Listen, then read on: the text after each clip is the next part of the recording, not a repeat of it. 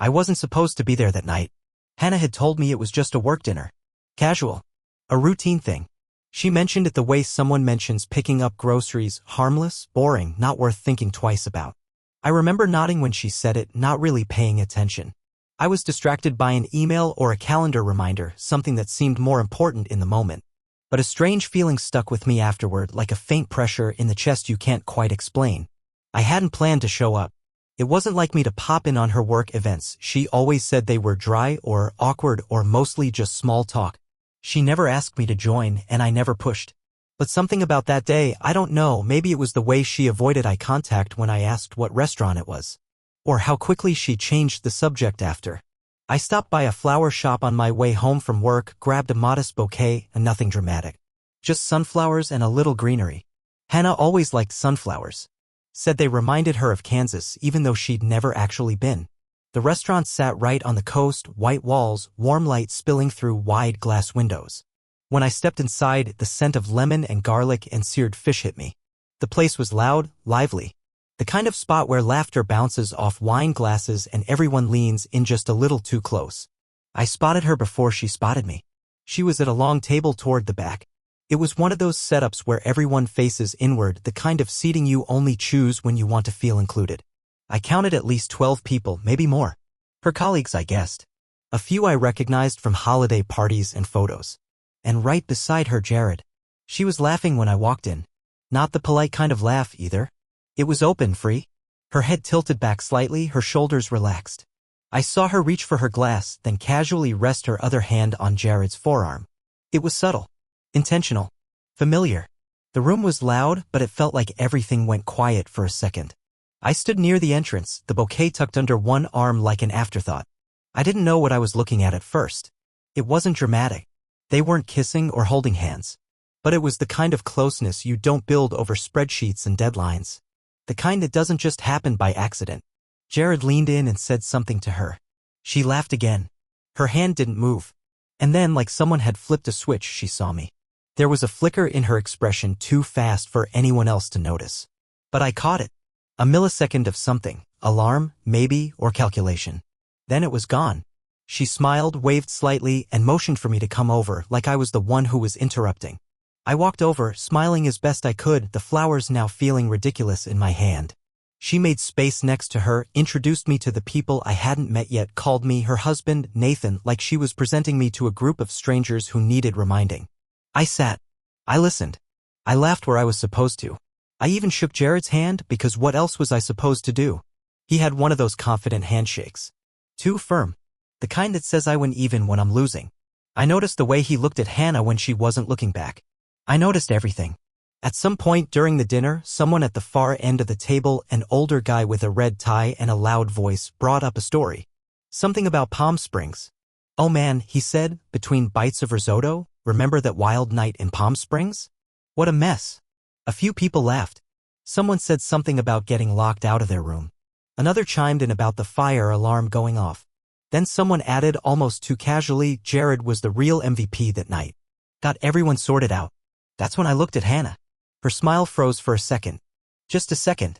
Then she leaned forward, laughed, and said, yeah, that was chaos. We had like 8 people and 3 hotel rooms. I think I was in 4 different beds that trip, and not in the fun way. Everyone laughed. Jared smirked. She kept going, explaining how the booking system screwed up, how they had to improvise, how she ended up rooming with one of the junior analysts for a night because of an overbooking. It was smooth. Too smooth. I watched her as she talked. She was confident, relaxed. No stumbles, no nervous glances. She knew what she was doing, taking control of the narrative. Redirecting the room. What nobody else at that table knew was that I remembered Palm Springs, too. It was the same trip where she texted me late on the night she was supposed to come home, saying her flight was delayed. I believed her. No reason not to, right? She flew back the next morning, hair a little disheveled, wearing a single earring, the silver hoops I'd gotten her for our anniversary. I asked what happened to the other one, and she shrugged it off. Must have fallen out somewhere, she said. You know how those cheap backings are. Back then, I let it go. But now, sitting at that table, with Jared's elbow inches from hers and her laughter coming just a little too easy, it all started to click. Like finding the last few pieces of a puzzle you didn't know you were working on. Suddenly the picture made sense. She'd changed over the past few months. I'd seen it, felt it. But I told myself it was work stress or maybe the normal drift that happens in long marriages. We'd been together 10 years. People go through phases. But this wasn't a phase. This was something else. I stared at my plate, the food untouched, and tried to keep my breathing steady. Around me, the conversation continued, the room full of laughter and clinking glasses. Hannah was talking to someone across the table now, nodding and smiling like nothing was wrong. I sat there in the middle of that bright, lively restaurant and realized something I hadn't wanted to admit until that moment. She had been preparing for this for a long time. Not the affair itself, maybe that too, but the ability to lie without flinching. To edit stories in real time. To smooth over rough edges before they caught anyone's attention. She wasn't just hiding something. She had gotten good at it. I excused myself halfway through dessert, said something about needing to make a quick work call. She kissed my cheek and told me to drive safe. I walked out into the cool coastal air, the bouquet still in my hand, now wilted from the warmth of the restaurant. I tossed it into a bin by the parking lot and sat in the car for 20 minutes before turning the engine on. The whole time I didn't cry. I didn't scream. I just sat there, staring out at the dark waves beyond the glass, feeling something in me begin to crack. Not break. Not yet. But something had shifted. Something I knew I wouldn't be able to ignore anymore. Driving home that night, the city blurred past me in streaks of light and color like the whole world was rushing forward while I stayed perfectly still. I don't even remember the route I took. I must have driven on autopilot because suddenly I was turning onto our street, headlights casting long shadows over familiar pavement that now felt alien. Every crack in the asphalt, every street lamp, it all looked like a memory I didn't recognize anymore. When I pulled into the driveway, I just sat there for a while with the engine running. I didn't go inside right away. I watched the porch light flicker faintly against the window Hannah usually kept half open. It used to mean she was home. Safe. Now it felt like a sign I had misread for months. The house looked exactly the same, but I wasn't sure I knew it anymore. I eventually led the engine, grabbed my keys, and stepped inside. The scent of her cinnamon candle hit me immediately. She must have lit it before she left. It used to be comforting. Now it made my stomach turn. I stood in the entryway like a stranger, listening to the quiet hum of the refrigerator and the ticking of the wall clock. Everything in its place. But none of it felt real. I went to the kitchen, opened the fridge out of habit, then closed it again without taking anything. I leaned against the counter and stared at the tile floor, the same tile she picked out 5 years ago after that renovation kick she went on. We spent 3 weekends arguing over colors and textures. Back then, it felt like a silly thing to fight about. Now I'd give anything to go back to that version of us. That's when the film reel started.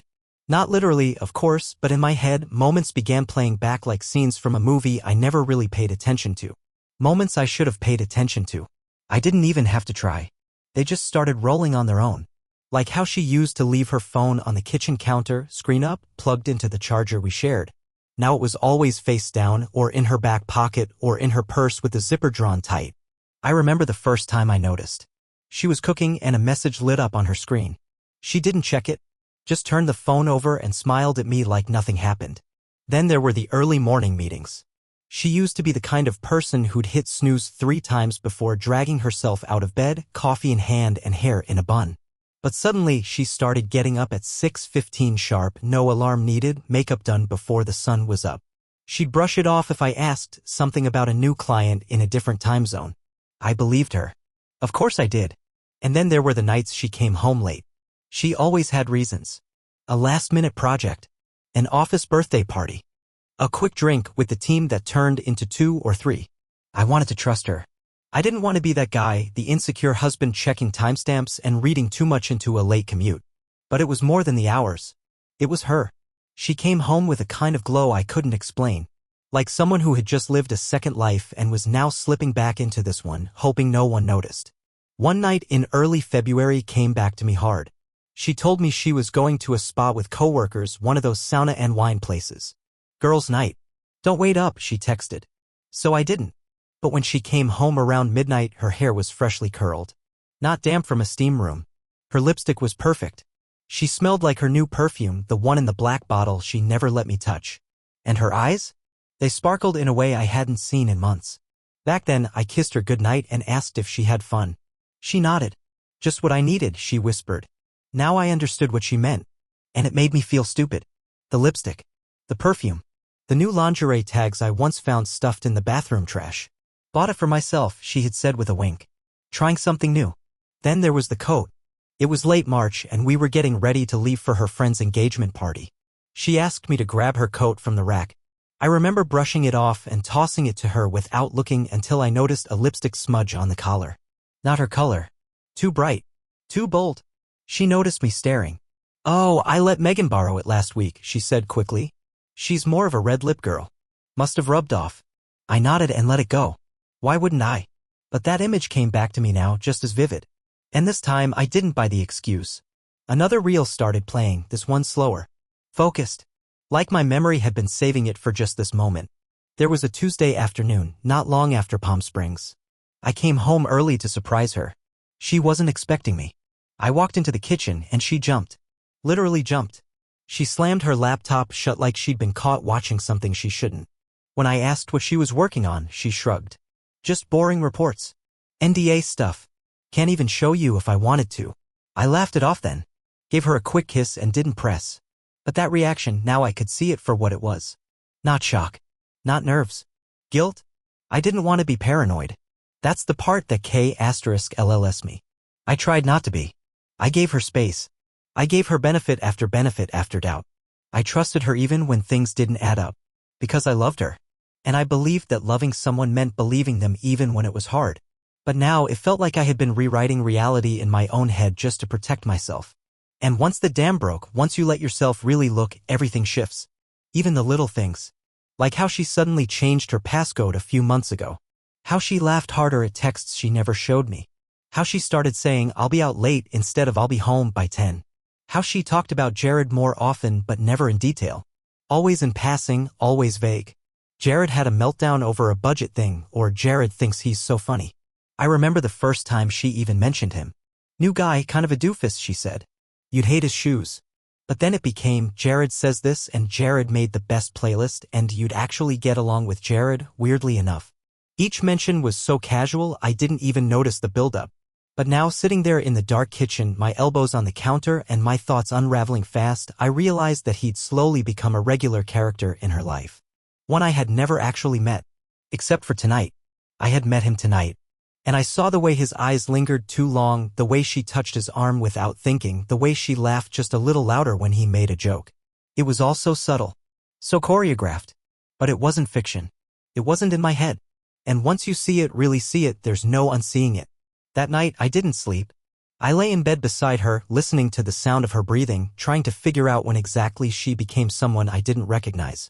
I wanted to roll over and ask her. I wanted to shake her awake and yell, "How long have you been pretending?" But I didn't. Instead, I stared at the ceiling, counting the seconds between her breaths. And when the sun rose and she kissed my cheek good morning like everything was fine, I kissed her back. But something inside me had already started to shut down. 2 days after the dinner, I called in sick. Not because I was actually ill, at least not in any way you could diagnose, but because I needed to breathe. I needed the world to stop moving for a day so I could figure out whether I was losing my mind or finally waking up. I told my manager I had a migraine. He offered to push our deadlines back a day or two. I thanked him and turned off my phone. I didn't tell Hannah I'd be home. That part wasn't deliberate at first. It just happened. She left early, kissing me on the forehead while I faked sleep.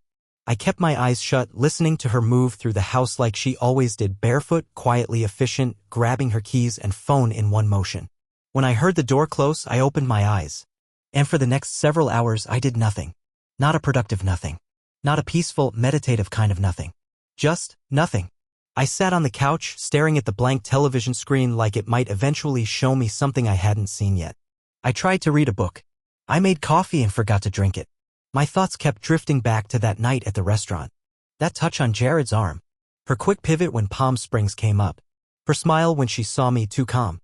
And worst of all, the feeling I had in my gut that no longer felt like paranoia. It felt like a fact. Around noon, I walked upstairs. Her side of the closet looked the same. Same neat rows of blouses and shoes. Same small dish of earrings she never seemed to wear anymore. I stared at the jewelry tray and noticed something that stopped me cold. Her silver anniversary hoop, the one she supposedly lost on the Palm Springs trip, was sitting in the tray. Alone. Its twin was still missing. I picked it up, turned it over in my hand. It was slightly bent at the clasp like someone had yanked it off carelessly. I didn't remember seeing it before. She had told me it fell out during the trip, probably at the airport. But if it had been here all along, why not say so? Why lie about something that small? Unless it wasn't small. Unless it was never really lost. That's when it hit me. Not all at once. More like water soaking into dry ground, slow but relentless. The weight of it filled every corner of me. She wasn't confused. She wasn't distant or stressed or emotionally unavailable. She was gone. Not physically. Not yet. But emotionally? An asterisk mately? Spiritually? Gone. I put the earring back in the dish and walked downstairs, my heart pounding harder with every step. The silence of the house no longer felt like peace. It felt like the absence of something I had once relied on without question. I didn't plan what happened next. It wasn't some dramatic scheme. I didn't rig a camera or set a trap. I simply followed my instincts. That night, I didn't tell her my trip had been canceled. I let her think I'd be flying out on the late flight to Phoenix. We didn't talk much over dinner. She seemed distracted anyway, answering texts, checking the oven clock, sipping her wine faster than usual. I told her I'd need to head to the airport around 9. She nodded, barely looking up. At 8:30, I grabbed my bag and told her I'd booked a rideshare. No need for you to drive me, I said, it's a quick flight. I'll text when I land. She kissed me on the cheek and said, safe travels. I left. Got into my car. Parked 2 blocks down in the shadows, lights off. And I waited. The first hour, nothing happened. Then a light flicked on in the living room. I saw her silhouette move past the window. Music drifted faintly into the quiet neighborhood, her playlist. Mellow, jazzy, romantic. She only ever played that when she was unwinding. Or when she wanted the house to feel an asterisk mate. My stomach clenched. A few minutes later, a car pulled up. Silver sedan. Not an Uber. He didn't check a phone. He knew where he was going. It was Jared. I didn't need to see his face. I recognized his walk. His broad shoulders. The way he moved like he was already welcome. Like this wasn't his first time here. I gripped the steering wheel so tight my fingers went numb. He walked up the steps and knocked lightly.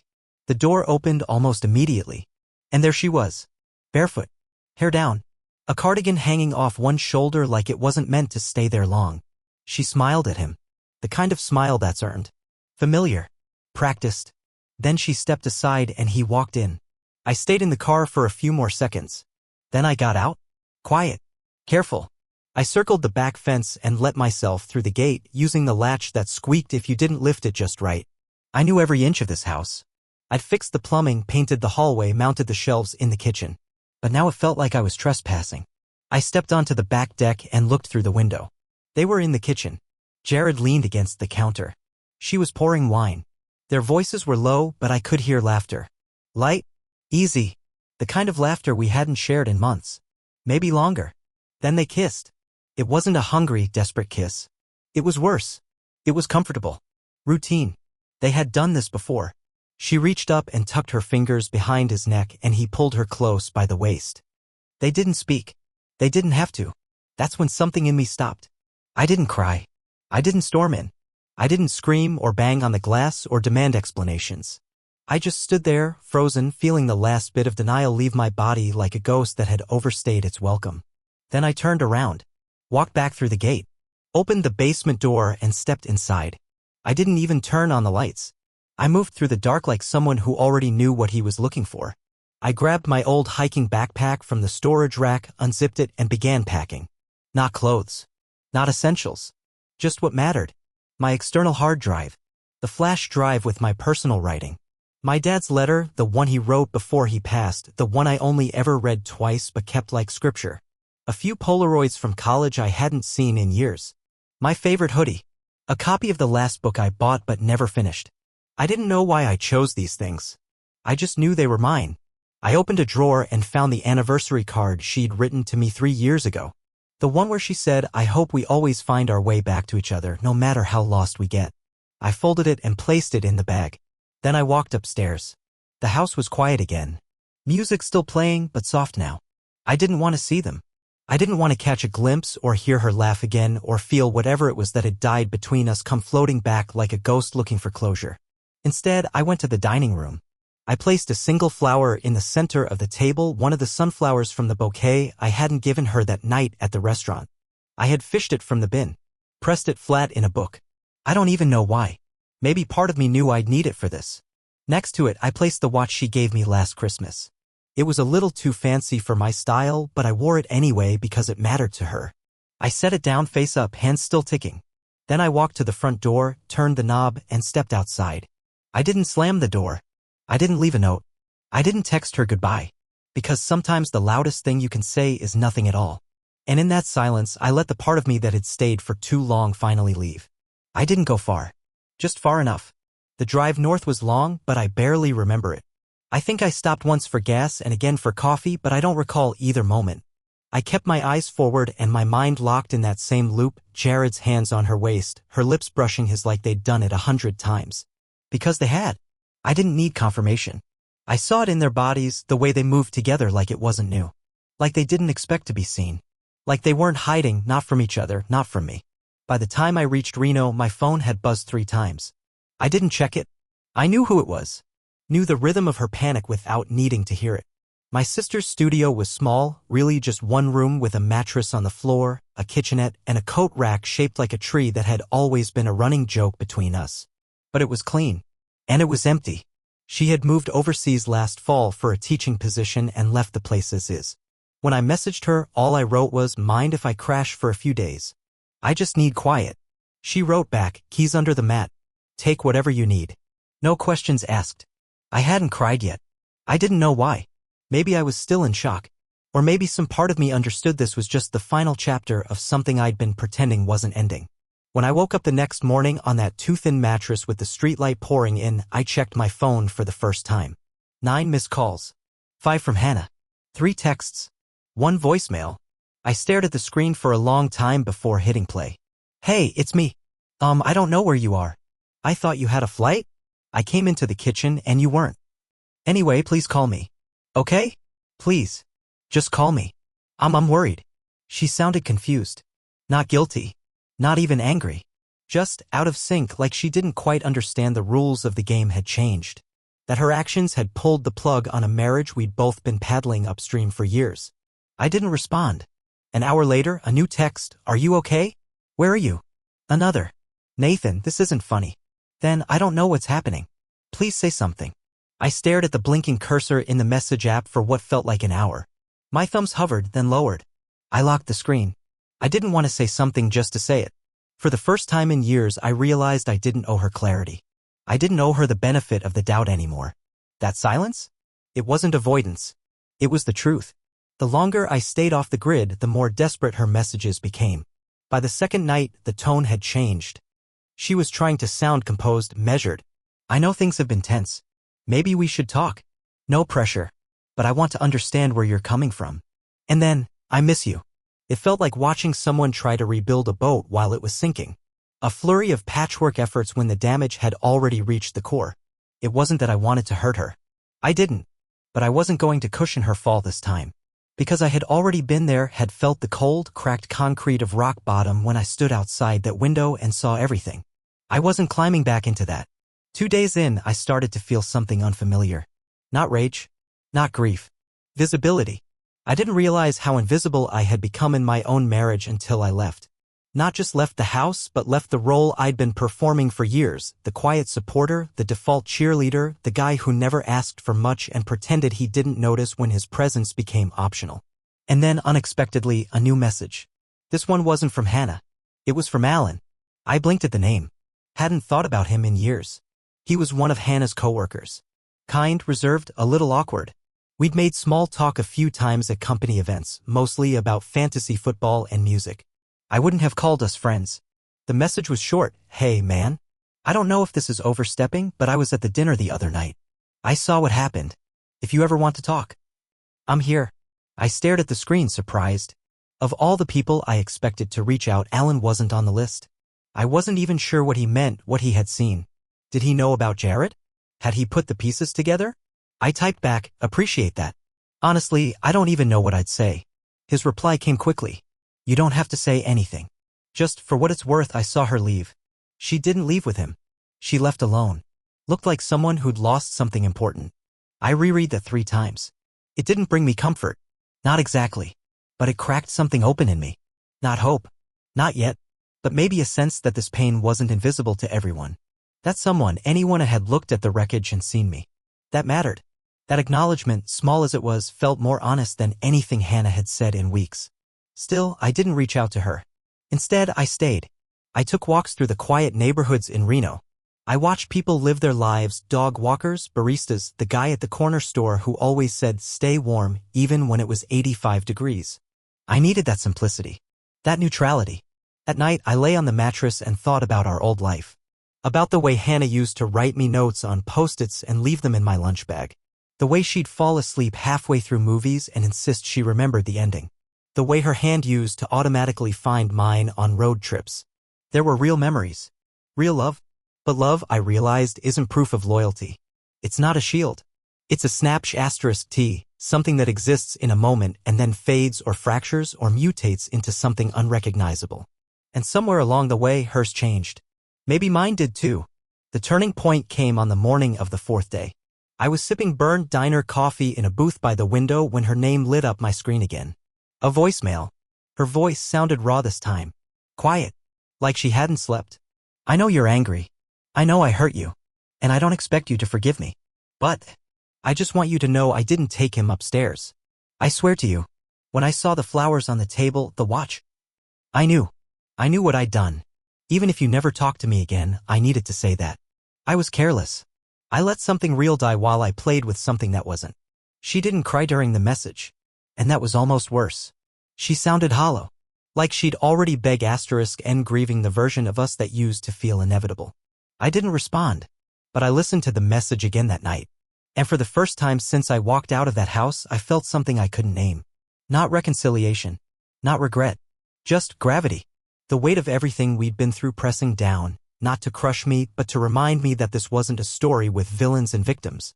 Just two people who had let each other down in different ways. But one of us had crossed a line we couldn't uncross. By day 5, the texts had slowed. Just one, in the early morning. "I left something for you. No pressure. Just, if you ever come back." I didn't know what that meant. And I wasn't sure I wanted to. Still, that night, I packed my bag.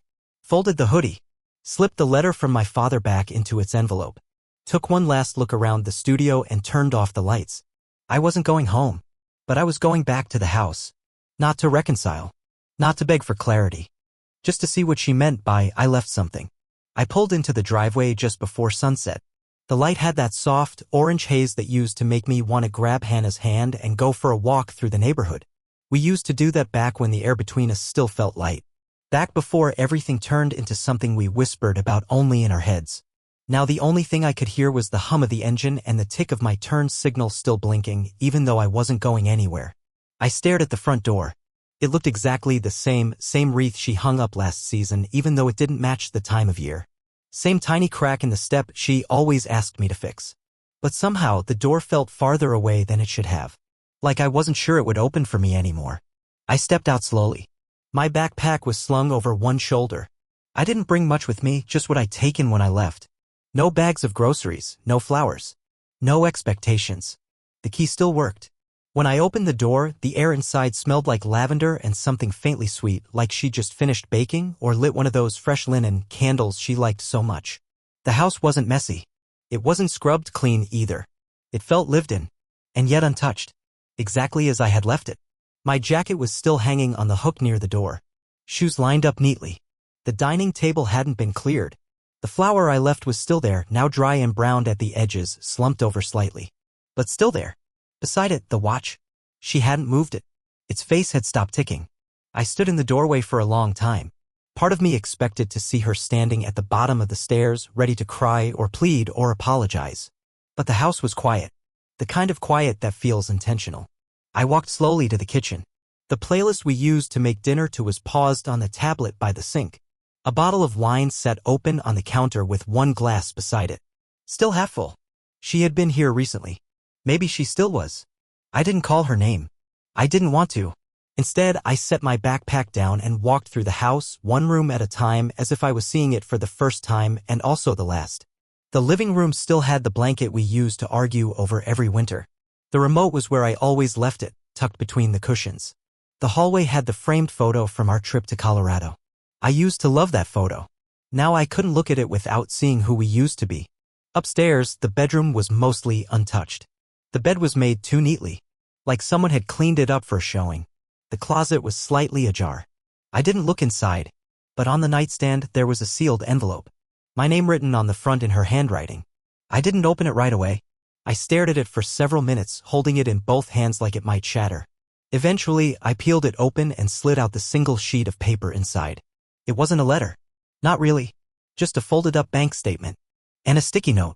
I moved my savings into the joint account. No strings. Do whatever you want with it. You earned that. That was it. No explanation. No plea. No follow-up. Just numbers and a sentence. It took me a moment to understand what I was feeling. It wasn't relief. It wasn't guilt. It was acknowledgement. She didn't try to justify anything. Didn't ask me to come back or to reconsider. She hadn't transferred money into my name out of strategy or as some twisted bribe. It was a gesture. Not of apology. Of equality. Of her saying, I know what I did. I know what I cost you. This won't fix it. But it's yours anyway. I sat on the edge of the guest bed for a long time. I didn't cry. I didn't rage. I didn't feel much at all, really. It's strange, coming back to a place you used to call home and realizing it no longer fits. Not because someone changed the locks or stripped the furniture, but because you've changed. And now the place feels like a museum exhibit of your former life. I slept in the guest room that night.